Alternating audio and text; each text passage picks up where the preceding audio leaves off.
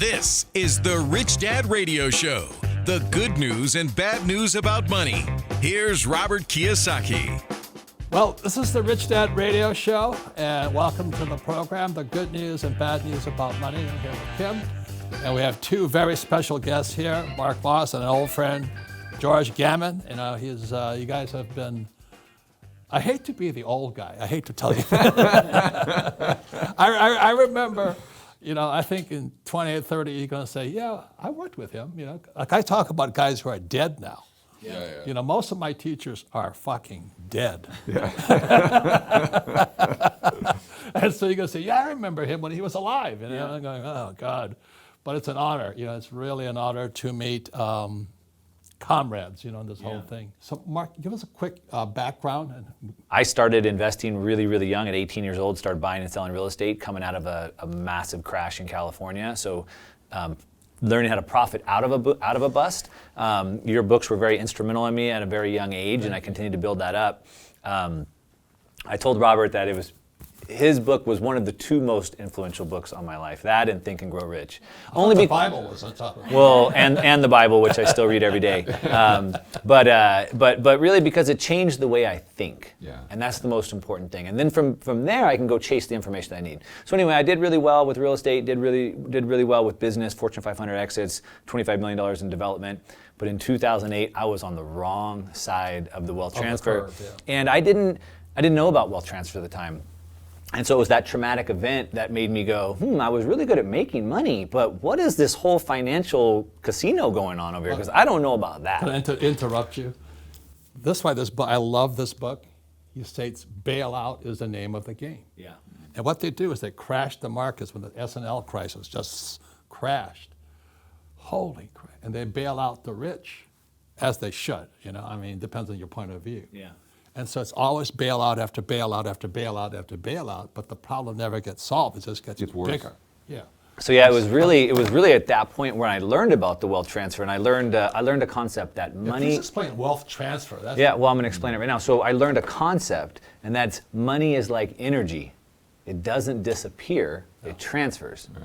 And so then I realized when I lost all my money, someone else got it. Thank you. And I learned this concept, so someone else took my money, and I realized at that point that these wealth transfers happen during times of like that, and I vowed to myself that will never happen to me again. Okay. George, 1 minute intro about when was your wake-up call?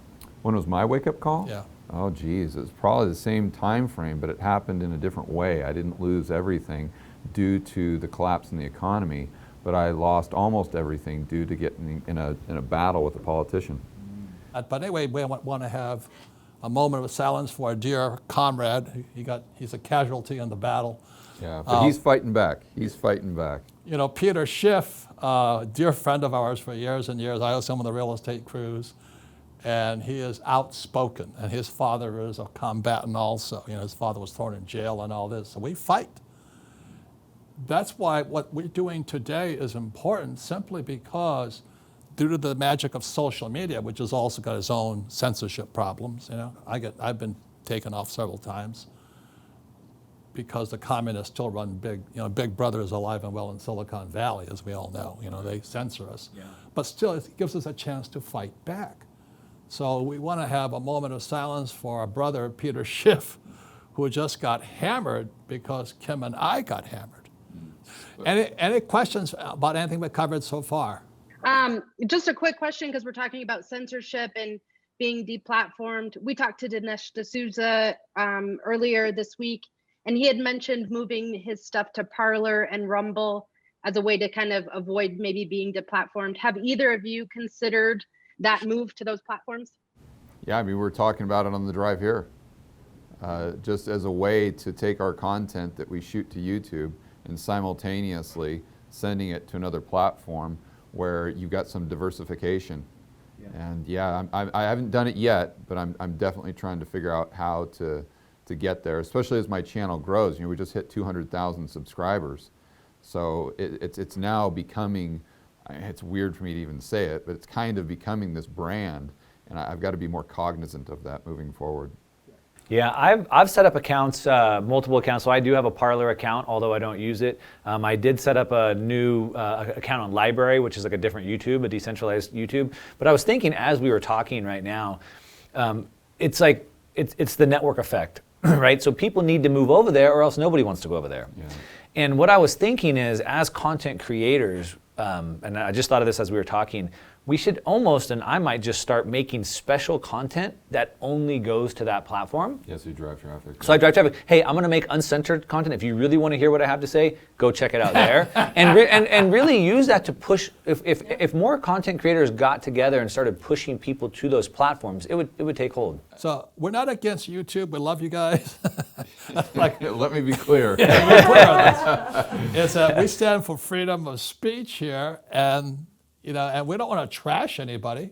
Yeah, absolutely. And what's great about a free market capitalist society is that when you do have an entity that is becoming maybe a monopoly, then the more draconian they become, the more it incentivizes entrepreneurs to go out there and start the next Google or Exactly. the next Facebook. And I understand there's a network effect, but let's remember that Google wasn't the first Google.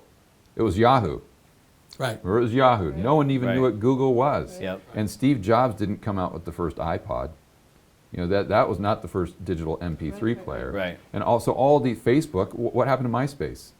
We know Right? MySpace. So I know there's a good argument for the network effect, but it is possible to dethrone these giants Sure.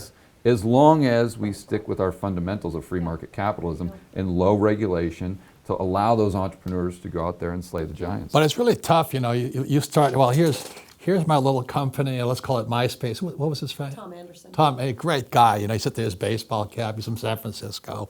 He loved the Giants, and all this stuff. He starts MySpace, but he gets offered billions of dollars. You're a kid going through college, working, he told the story, Tom Anderson he's working in the, he puts himself to school by working in the cafeteria, the hardworking guy. And then somebody offers him, I think it was Murdoch or something, right? Rupert Murdoch of 400 million. Yeah. If you're 25 years old and you got no money, You take it. Sold. Yeah, but sometimes, and I mean, going back to, when you probably first started investing, correct me if I'm wrong, but it's all about the Nifty 50. yeah. Right. Well, I never bought stocks. I didn't trust them. Yeah, but the point is, where's the Nifty 50 Gone. now? For those who may not know, this old stuff, Nifty 50, and this guy Rickards talks about this. He said back in the 50s and 60s, people didn't invest in stocks. Yeah. They invested in bonds. Yeah, right. And the only people who invested in stocks were gamblers. And now today, like this thing here and all this, who's told my pension, everybody, the 401k, everybody's in stocks and bonds. And They forced us to. Yeah, that's right. Yes. Because they dropped the rate so low, you have to go out the risk curve. the risk curve, You have to yes. take more risk. If you go back in history, you'll see that really the world hit its really prosperity peak when we had money and people were able to specialize. And so money allowed me to specialize on what I'm good at, you specialize on what you're good at, and we can just trade. And so we've been able to do that. And what's happened now is that we can't specialize. If I'm a brain surgeon, I can't just be a brain surgeon, I also have to be an investor. Yeah, right. And if I had money that could hold its value, I could just be the best brain surgeon in the world, and my money could hold its value at least. But now we're forced to be speculators, investors, gamblers, whatever. if I could say something with this book, The Creature from Jekyll Island, the problem with the US dollar is you have to spend it. It wears out in your savings account. Yeah. So you're sitting there, they're printing it, and then they're dropping, the inversion of the yield curve, they're dropping the interest rates on it. So you've got to spend it. Yeah. And the reason so many people are getting hammered financially is psychically they know if they don't spend it, it's like they said about Firestone tires, it's the only tire that wears out in your trunk. You know what I mean? Yeah. I'm not against Firestone, but it was a kind of a joke. Or I think YouTube. Good Or came YouTube, up with yeah. a joke. But anyway, so you save money and the Fed's printing it. Yeah, but it's a great point, because since 1913, when we were blessed with the Fed, the dollar has gone down by 95%. But what most people, so now we've got to a point where people think that's normal. But let's look back at the 1800s, right? From 1800 to 1900, 100 years, prices went down by 50%. It's supposed to go down. So your purchasing power Supposed to go down. increased Yeah. over that 100-year period if you just would have kept your money in the bank, not including the rate of interest you were getting either. Yeah, but the thing that you're saying is that what entrepreneurs do is they drop prices. Because you can't go into the market and say, hey, guess what? I'm going to raise the price on this. Well, they just go to somebody else. Yeah. But your job as an entrepreneur is to bring the price down. Yep. Whereas If there's these competition. characters over here, Yeah. If you there's got a free market. If you got a free market. and they keep the prices going up. And human beings innately just want to have deflation, right? So instead of carrying 10 loads, I'll make a wheelbarrow, right? Like everything we do is about efficiency and is about, and so that's just natural. But another way of saying it, when there's deflation, but they're afraid of a depression, deflation is, that means your dollar buys more. That's right. So it's good for the saver. Depression or deflation is good for the saver. Right. But that's why these guys keep jacking it up. Yeah. And to the point now where they even have an inflation target. Right. So what that means is they Right. want the prices to go up. They want you to become poorer every single year. Correct. That's basically what they're saying. And the rich get richer. And I just ask people this simple question. Would you rather have your dollars buy more stuff in the future or less stuff? Yeah. Right? So, I mean, Kim and I, we save gold and silver and now Bitcoin. Did you see PayPal just announced that they're going to start letting people buy and sell Bitcoin? Yeah, but you hear what Schiff said about that? I love Schiff, and he was instrumental, but his opinion on Bitcoin means about this much. His opinion on Bitcoin means about this much. But Did you hear what he said about Bitcoin? But the point, and he doesn't get, he makes the case for Bitcoin with his argument against it. I know. So let me tell you what. Wait. That's why I love YouTube, because I can listen to both sides really quickly. That's right. Okay, go ahead. So his argument about Bitcoin is that it's only used by criminals and for illicit transactions. Who said that? Rickards. That proves its use case. Why would criminals use it? Because it's outside the system and it's censorship resistant. Rebel capitalists. Right? That's the whole use case of it. The government can't seize it, steal it, prevent transactions. So what he's claiming is the problem with it is actually not the bug, it's the feature. Right. And the other thing that happened was I started buying silver in '64. That's how old I am. When I saw the little copper tinge around the dimes and quarters, I went, what is this? And that's Gresham's law. And Gresham's law is right. what? That's right. What is Gresham's law? That means that the bad money chases out the good money. Yeah. So basically, if you got this bad money, this fiat coming into the system, money, people won't value it. Therefore, they'll hoard things like commodities and things that actually have true value. So Gresham's law says that people aren't stupid. They know fake money. And so I'm a little kid, I'm 17 years old, looking at this, what is this copper on this dime, on the quarter, and the $50? I'm going, and Gresham's law says we intuitively know. That's why I call gold and silver God's money and Bitcoin people's money. Mm-hmm. You know, we manage it. So anyway, I go to the bank, I used to caddy, and I would take my dollars and I'd buy a roll of dimes or something, and I'd go through all the dimes. Anything with copper on it went back to the bank and I held the dimes. And pretty soon I had this huge bag of dimes, quarters, and $50. And then I went to school in New York in '65, and my mother spent it. She didn't get Gresham's law. But you kept the ones that were the value Yeah, ones, I kept that them. were real metal, that were real silver. Yeah, so I had this big bag of coins. And the problem, this is why I'm saying I love Bitcoin, because those coins are heavy. Yeah. You know, so I remember that, and I said, oh, I thought I was rich though, you know. So I go home, I go to school in New York, I go to Vietnam, I buy my first gold in Hong Kong because it was illegal for Americans to buy gold, which I thought was interesting. You know, why is it illegal? So I come home, I think I'm rich, I got this bag of silver coins. And my mother didn't get Gresham's law. She spent it. Oh, took it to the laundromat. That's poor mom. I want to add something to right. I want to add something to what you just said, right? So gold and silver being God's money, but Bitcoin being the people's money. Yes. And so to add to that point, what Blockchain really is the thing. Bitcoin is the thing, but Yeah. what I want to add to that is the people's money, right? And so one of the biggest arguments I hear about Bitcoin is, won't the government just ban it? Right? Yeah. So let's think about this, right? Bitcoin, and they say the government will never adopt it. No, the government won't. It's the people's money. But to that point, right? So Bitcoin or PayPal announced they're going to support Bitcoin, and it's kind of a trap. You can't really get it off the system. You can't really use it, but it exposes about 350 million people to Bitcoin, and it's kind of a gateway drug. So they'll start to use it and go, wait a minute, I can't get off the system. I'll move over here. Here's my point. Within the next year, I would imagine we'll have over 1 billion people using Bitcoin. So to everybody's point that says, won't the government ban it? I say, are you admitting defeat? The people don't get their way? We can't have a revolution. Revolutions don't ask for permission. When there's 1 billion people using Bitcoin, the government's not going to have much of a choice. Yeah. You know, when the value of the dollar goes down, the supply goes up. What's wrong with that picture? That's why in Rich Dad we say savers are losers. They're saving. You know, our whole family saves money. They save stocks. I said, why are you guys doing that? They're printing it. Yeah, you're basically saving a depreciating asset. Yeah. Yeah, Not even depreciate, manipulate it. Yeah, Both. Yeah, and depreciate, and an God bless asset the where Fed. every single other asset like it has gone to zero. Yeah. Yep. Fiat currency. Throughout history. Yeah, that's right.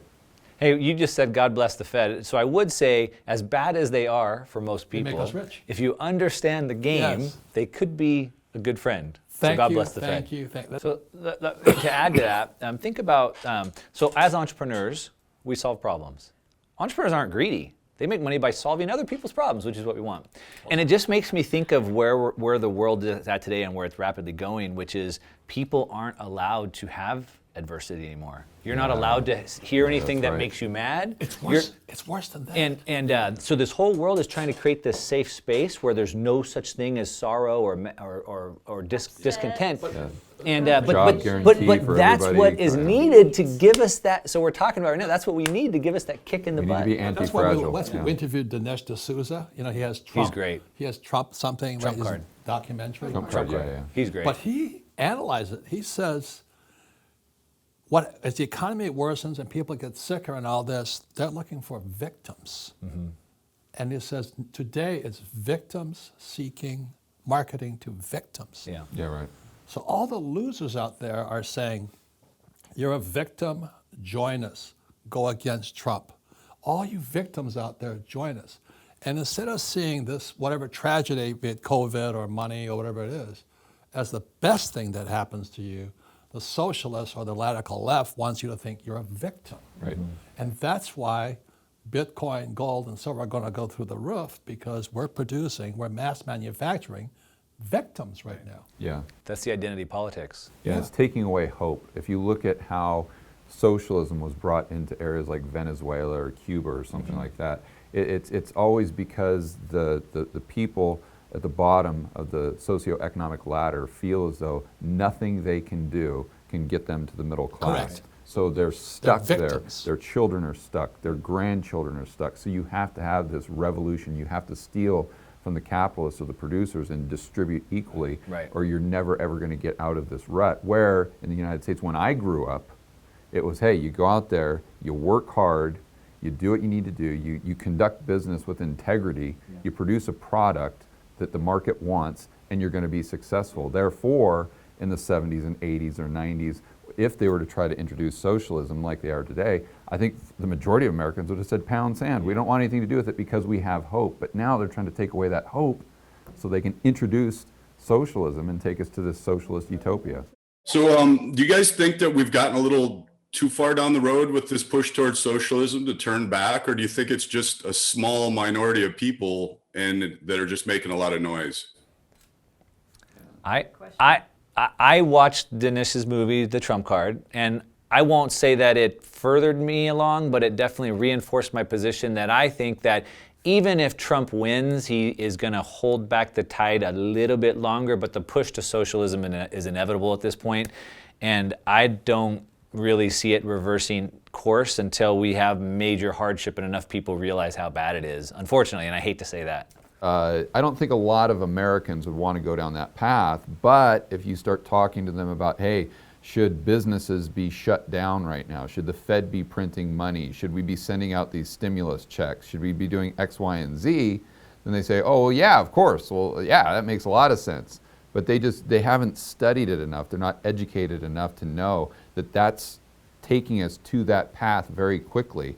And they say the road to hell is paved with good intentions. Right. And I think that's kind of what we're dealing with in the United States. Will we ever get to a point where they call it outright socialism? Probably not, because it's just got such a negative brand. But No, it's democratic socialism. oh yeah, excuse me. So then they just change the brand name, but it's still the same thing. And the net result is the government is controlling the means of production. And look at what the Fed's doing with the And money. bailouts. And the government, at a certain point, all these businesses are being propped up, these zombie companies that should be allowed to go out of business, but then all of the equity or maybe the debt's going onto the Fed's balance sheet.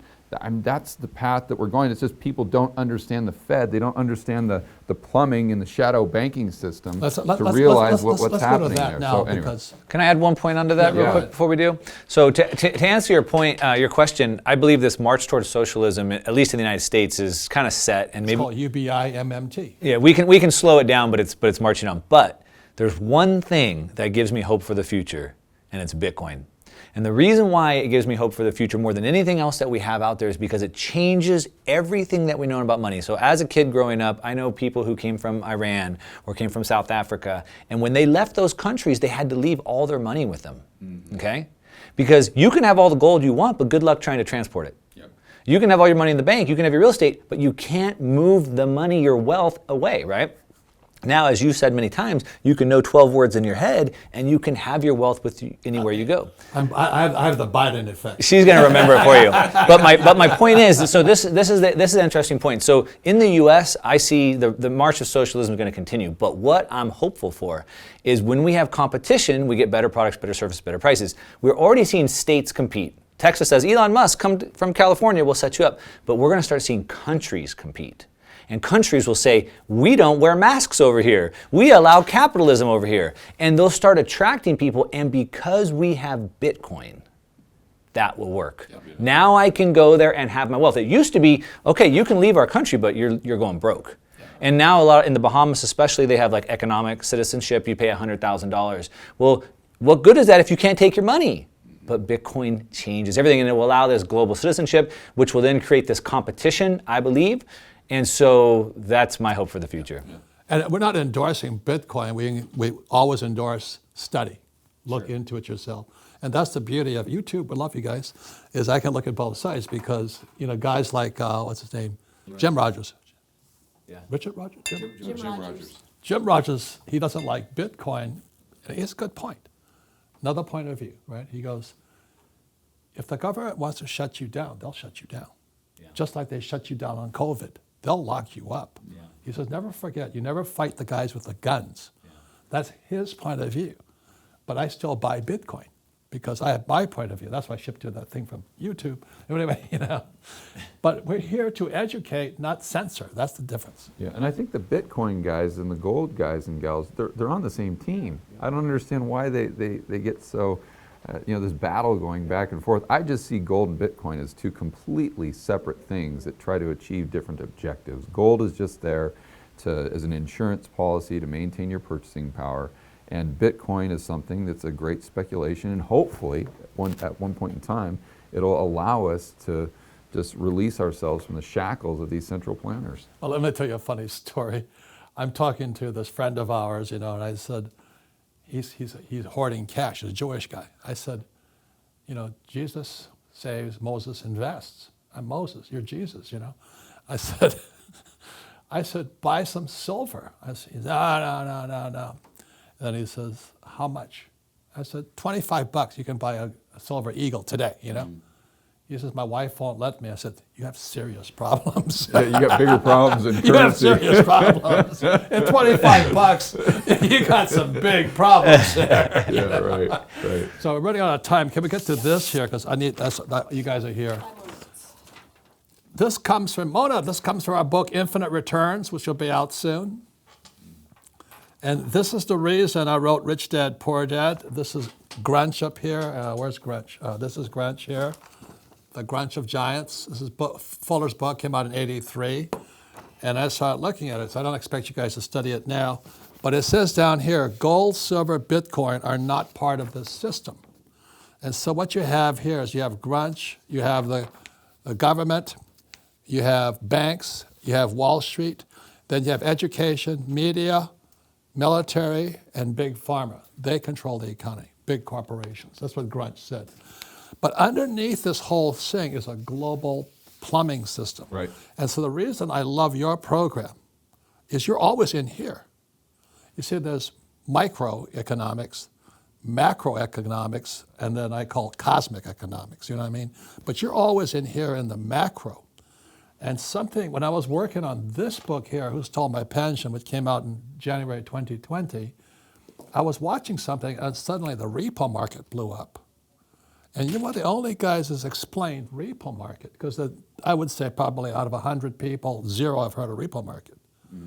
And 0 have heard of the shadow banking system. Yeah, that's right.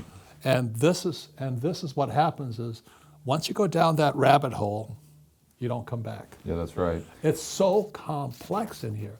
So our new book coming out, thanks to Mona over there, is called The Infinite Return. You see, the guys up here don't work for money. You don't need money. When somebody says, I don't have money, you're a loser, because the rich don't need money. It's infinite. Yeah. And what you're doing, George, and you do a lot of, is inside here. This is what we're explaining. Anything you want to say about repo, Deutsche Bank, and the shadow banking system? Well, I think There's a lot. Yeah, that's a Just that's a brief, one you know, heck of a rabbit 10 hole. words. I think 10 words. It sucks. I think what most people need to realize is there's a dollar system that's outside of the control or purview of the Federal Reserve or the central bank. So as my good buddy Jeff Snyder always says, the central banks aren't central. That's right. It's the plumbing that Robert is talking about. That's what Nomi Prince is talking about. This is actually what's central. So a lot of people think that in the GFC in 2008, what is the GFC? the global financial crisis, Oh, that was a result of mortgages, but that was really just the tip of the iceberg. What actually happened is the plumbing of the system broke. That's what caused the GFC. It wasn't caused by mortgages. So they call it the dollar funding market. It's outside of the United States. The euro dollar. It's called the euro dollar system. So in real simple terms, there's a way that you can create dollars in the United States. You know, the Fed can print money, the government can spend it, the Fed can monetize the debt, or the commercial banks can create a new loan, which creates new dollars. And people think that it's self-contained. It's not. What people don't realize is there's dollar loans that are being created outside of the United States by other commercial banks lending to each other and foreign corporations. And it's been happening since Bretton Woods. may I add this to it? Because people don't know this. In 2008, Bernanke just started printing. And people didn't know he was bailing out the entire global system. Yeah, that's what, and he was trying to bail that out. He bailed this whole thing out here. And that's why the crash got really, really bad. And then September 17th, 2019, I'm researching this book here, and boom, the repo market blows up. So again, you go down the rabbit hole and you go, what the heck is the repo market? So I'm watching Rebel Capitalist, and you're explaining repo market, but then you go back to Deutsche Bank, which is in serious trouble. Yeah. So best you can, what is the repo market, and how is Deutsche Bank kind of the linchpin right now? So basically, we have to go back to Lehman Brothers in 2008, and so which I called in prophecy. yeah, so they went bust because they couldn't access the repo market. Oh, okay. That's in just Well, it's like they were short of cash. yeah, they were short of liquidity. They couldn't access the repo market. No one would lend to them, so they just went belly up. So what happened potentially is the interest rate in the repo market spiked from about 2% up to 10%, which is absolutely unheard of, meaning that there was no one in the repo market that wanted to lend. Well, why was that? Maybe because Deutsche Bank, or maybe another one of these banks, HSBC, was in deep trouble. Therefore, the interest rate spikes. So the Fed has to come and provide that liquidity. That could have been a Lehman moment if the Fed would not have stepped in, Well, just like 2008. It wasn't just the Fed, it was the Fed and the Treasury stepped in. Well, now they're one. pretty much one and the same, because the Fed is just when I say the Fed is monetizing the debt, I mean that the government is spending the money, they're issuing the bonds, and then the Fed, through this shell game with the primary dealer banks, is just buying those bonds with newly created bank reserves And it just goes back to your chart, yeah. Anthony, you want to say about this? Because this is where we operate from. Yeah. I mean, I think George summed it up the best. I think at the end of the day, really, it just comes down to everything being completely over leveraged, right? So when you look at the derivatives market, which is basically they're betting, right? It's a gambling market, is what it is. On a bet on a bet. It's a bet on a bet on a bet. And so when you go back to the mortgage crisis, really, it became this, $quadrillion problem. and they were creating financial assets. They financialized the economy. So they're creating financial assets out of nothing. And so, well, let's grab a couple of these mortgages and we'll put it all together, this sausage, if you will. And then they were turning into these new financial assets, and then they were getting stacked. And so we have these bets on bets on bets as the derivatives market. And nobody knows how big that is. Yeah, and they're that's- estimating it's $1 quadrillion. It's the elephant standing on the peanut Yeah. type thing. And that's why my friend here, Edward Siddell, he's the biggest whistleblower against the pension system. He says what happens is they start manufacturing all these toxic assets, and they sold them to pension plans all over the world. Yeah. So nothing has changed. Yeah, but it goes back to what you were saying, because if we had sound money, then Wouldn't happen. people wouldn't be forced into gambling and speculating. exactly right. The pension funds wouldn't be forced to go further up the risk curve, and They we want wouldn't have more all yield. this financialization of the economy. And I know it sounds hype, but I believe pretty much every problem that you can point in society leads back to the money. That's sound money. Sound money. And so anyway, I want to thank you guys. These are the rebel capitalists. We love you, YouTube. don't. Well, what's it called? Be gentle. Be gentle. And we love you too. We love you. This is called free market capitalism, although we're a bunch of rebels. So I want to thank the company. Thank you guys. I have to run for another call. But anyway, thank you very Thanks, guy. much. Good seeing you. Thank you. Thanks, George. Yeah, thanks. Robert. Thanks. And thank you all for watching the Rich Dad Radio program.